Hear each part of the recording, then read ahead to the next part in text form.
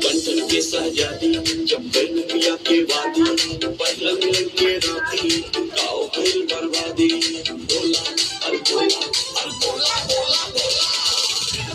कमदिया हो दिया तोरी अच्छी चली हले राजा जी कमदिया हो दिया तोरी अच्छी चली हले राजा जी ओही रे जगहिया ताते चली हले राजा जी ओही रे जगहिया ताते चली हले राजा जी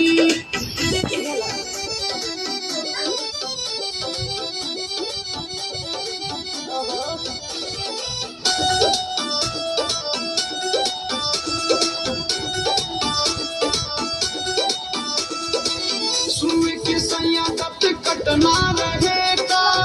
इससे पहले क्यों से सटना रहेगा इससे पहले क्यों से सटना रहेगा पहिले त धइले हमर नामी कालैया धीरे धीरे ले लगल राजा जी बोलैया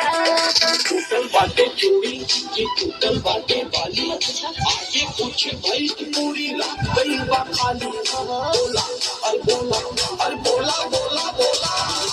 ए सुना फूलल फूलल गलवा धके मीत दिहले राजा जी ओही रे जगहिया ताते काटली हले राजा जी ओही रे जगहिया ताते काटली हले राजा जी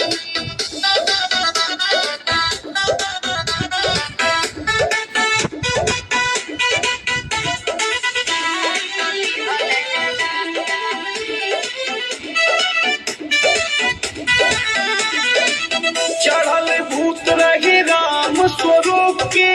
जवन गैलो ये जान हमसे रूठ के जान हमसे रूठ अरे क्या बताइए ये हो यादव कोई तो बीताल कोई दिन बलमनी रमोहिया चाहेला हरा दिन मिलल ह की मजा कि मिलल ह साजा दूसरा दिन कब